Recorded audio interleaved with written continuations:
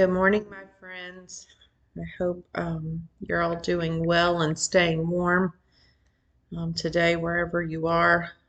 I am in north central Florida, and we have literally had snow here for the past couple of days. So I'm not built for this. So I hope y'all are staying warm wherever you are. I am glad to be back home. As you may know, if you watched other videos, my brother-in-law passed away, and we traveled to Houston to spend time with family and be there for that. So we left Houston to get ahead of the snowstorm that was coming there, and then came home to a snowstorm. So my kids got a snow day on Wednesday, which is pretty unbelievable since, again, we're in Florida. But we're safe and warm. Excuse my messy hair. I had a beanie on when I took the kids to school this morning, and my hair's got a bunch of static and all of that. So anyway, hope you're doing good. I'm glad to be making another video. I had said also that my goal for 2025 is to grow this channel and, you know, possibly get to 100 subscribers by the end of the year. That's kind of my goal. And I know to, do that, I've got to be consistent with posting, which is what I want to do. It's just been a rough start to the new year. So I'm trying to give myself some grace and patience with starting new things and, um, adding more to my to-do list. It's also a busy time of year for us. Both boys play baseball, so I'm just getting started with that. So anyway, um, good to see you, and hope you're doing well. Um, I wanted to talk. I got a message about one of the videos when I was talking about my husband having to um, bathe me, give me showers and stuff, and if I was embarrassed by that, him embarrassed with him, having to do that. So I wanted to touch on that real quick before I read another blog post. I wouldn't say embarrassed was the right word. I mean, he was my husband. We just had a baby, so he's seen every, inch of me. So embarrassed isn't the right word.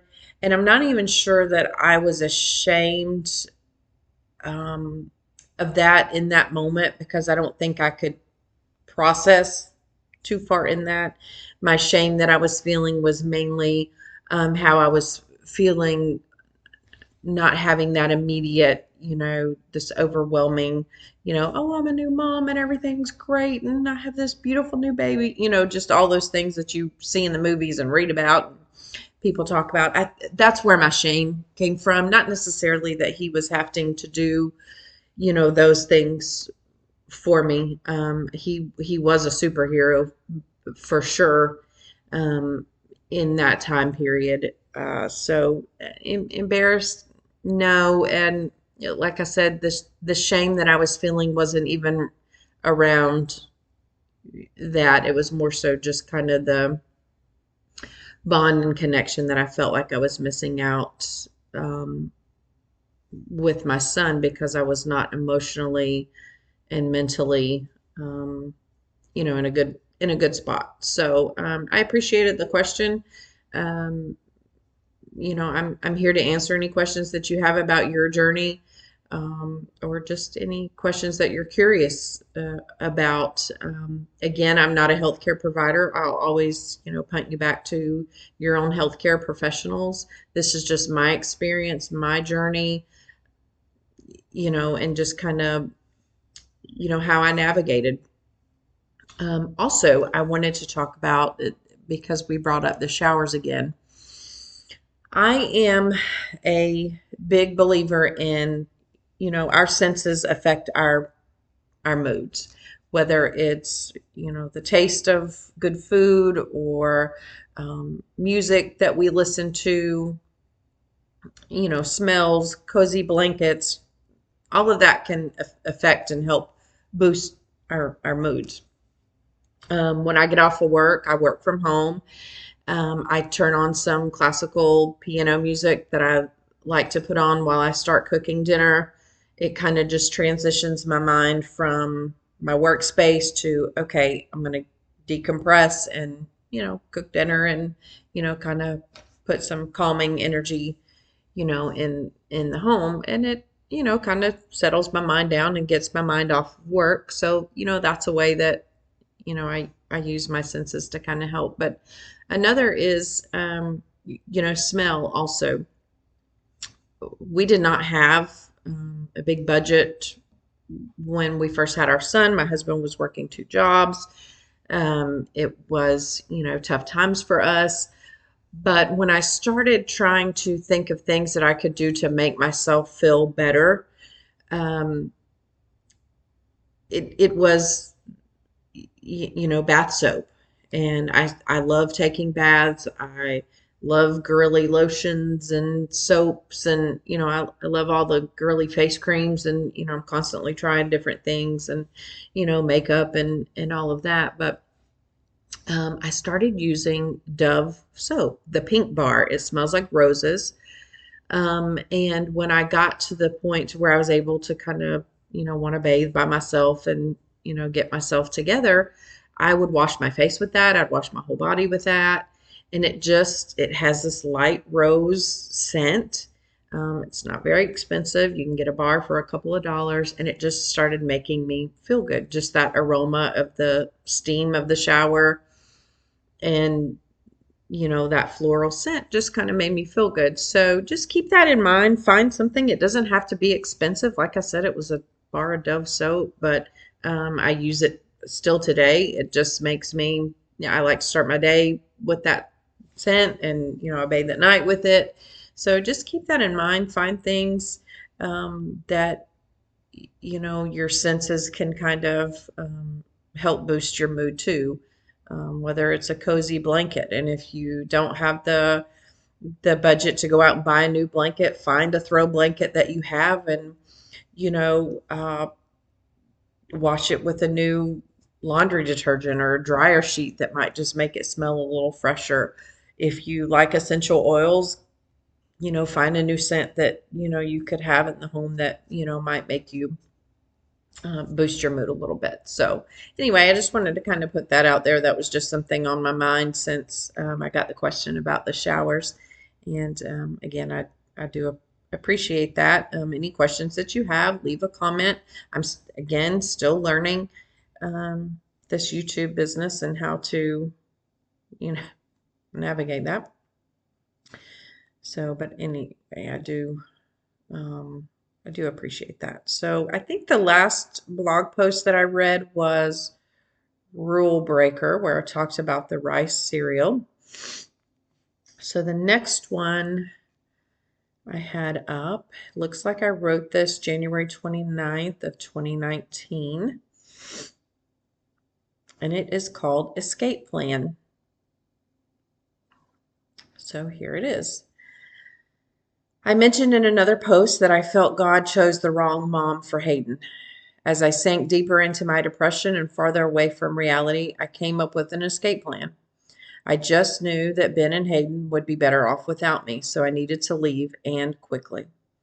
I'm from Houston, and that will always be home to me. My mom and sister still live there.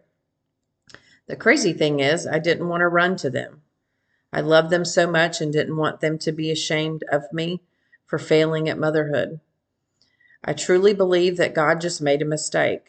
I have 3 of the best friends in Texas that a girl could ask for, and I wanted to run and hide on a street named Lazy Lane.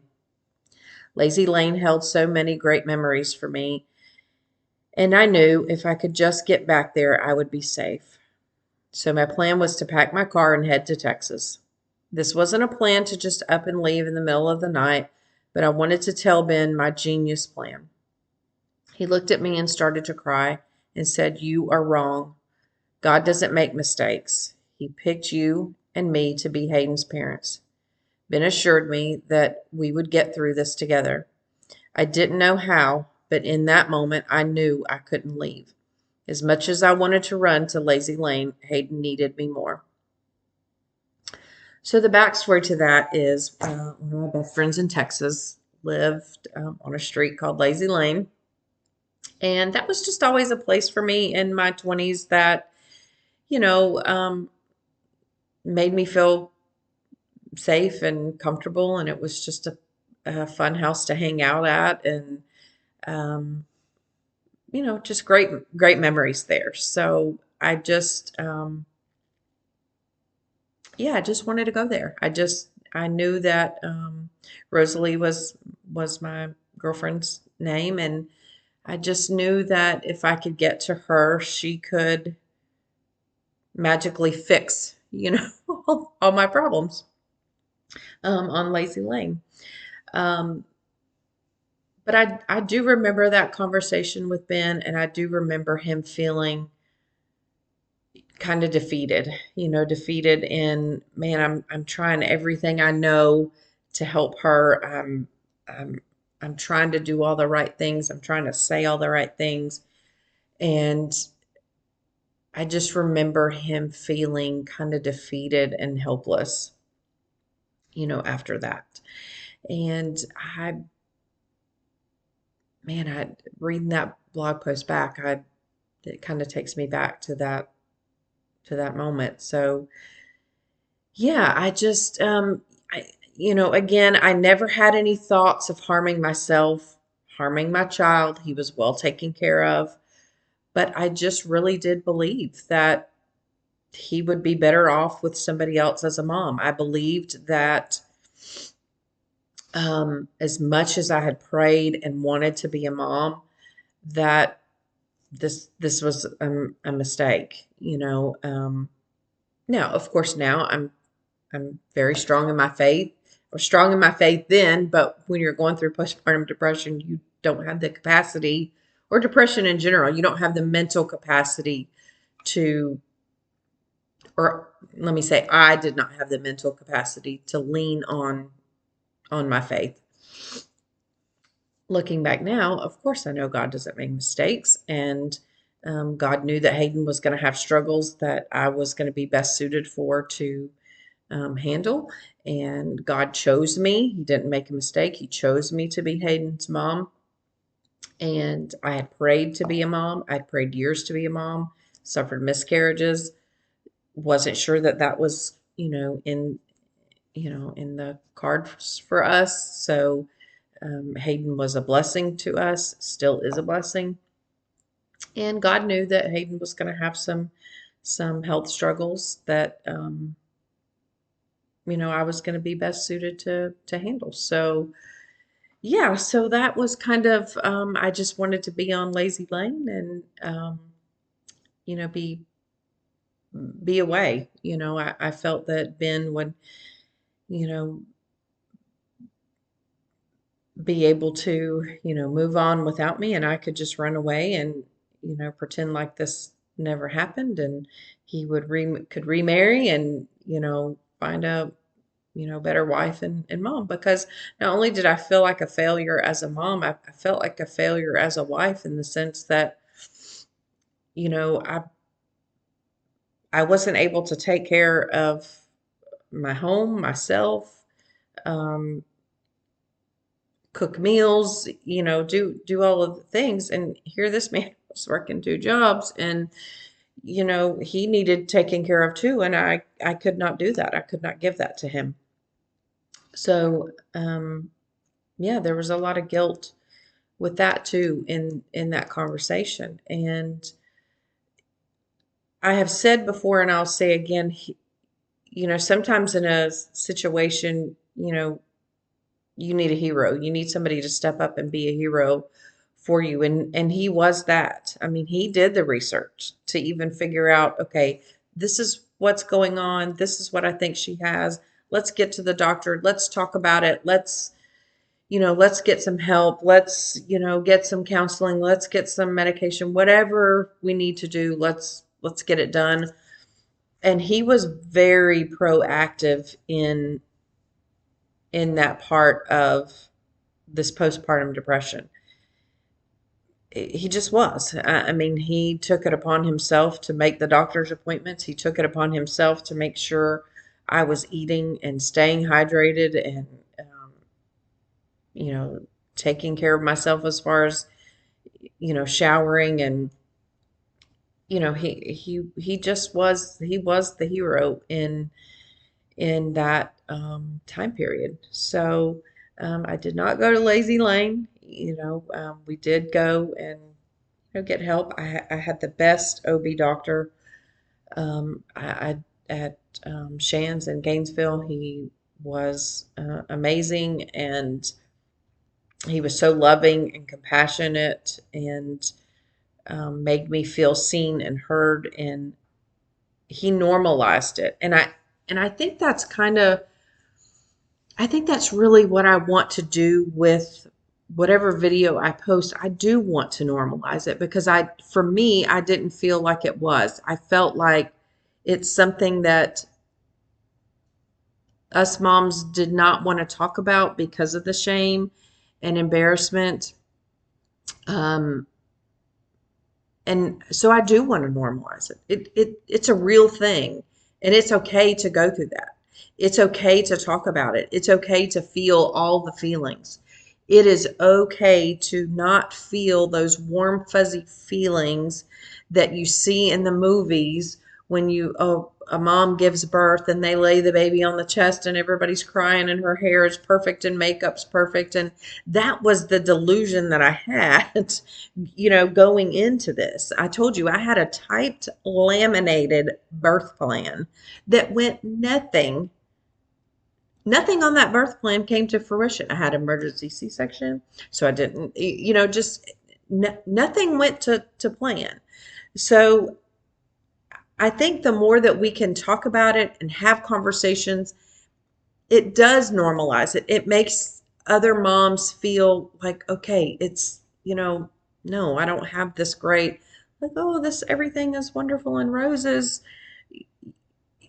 seem okay, because it is okay. It is okay that you don't have that immediate, oh man, I'm just in love. And I remember being at home and just being in, a bad state of mind, and a family member came over and they're like, man, your life has just changed forever. And the love that you feel for your baby, there's just nothing comparable. And when he left, I just felt so bad about myself because I did not have those feelings. I just didn't have them. And he was well meaning, yes, becoming a parent changes your life, and you do create these bonds that are everlasting and do change you forever. But I did not have that right when I came home.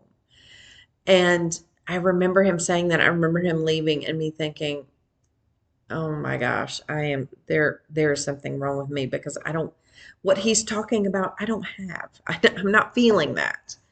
And to be honest, I'm not even sure Ben was feeling that because he was so hyper focused on my wife is struggling, we're in crisis, and I've got to be in crisis recovery mode. And I don't think he was able to have that experience either. So it's okay. It's okay if you come home and you're like, I am overwhelmed. I am tired. I am not, I am not feeling, these overwhelming sense of I'm excited to be a new parent. It's okay to feel that. It's okay. You'll get there. You will get there. But it's okay that you don't have that feeling when you first come home and you're sleep deprived and you're, whether you have a C-section or a vaginal birth, you're still healing from a major traumatic event for your body. So it's okay to be patient with yourself on building that bond and that relationship and having, those feelings. It's okay. And so I think that is something that I want to, make sure that this channel stands for, is to normalize those feelings of being a first-time mom, or even your second or third, and going through postpartum depression or depression in general. You know, I think as moms, as wives, um, we put so much pressure on ourselves. The home is right, and we're, the kids have busy schedules, and so you have busy schedules if you're working, or even if you're working in the home, that is still a full-time load. And we just have a lot of pressure on ourselves to make sure that we're doing all the things, and it's okay to say I'm not okay. And I think that's the first step in your healing, is to say I'm not okay. I walked into that OB office that day, and he said, "Are you doing okay?" And I finally said, "No, I'm not doing I'm not doing okay. Not doing good." And so saying it out loud to somebody that you trust, whether it's a doctor, a friend, a parent, a pastor, whoever, your spouse, whoever, just saying those words, "I'm not okay," is okay. And that's the first step to, you know, get some healing and come on the other side of it. So, anyway, that's all I have for today. I'm going to hop into my busy work day and get started with that. And hopefully, this cold weather I'm looking at ice falling off our pine trees now. So, again, very weird time for us in Florida. But anyway, I hope you're staying warm. I hope you're doing well. I hope you're being kind to yourself. And I appreciate you watching this video. Bye.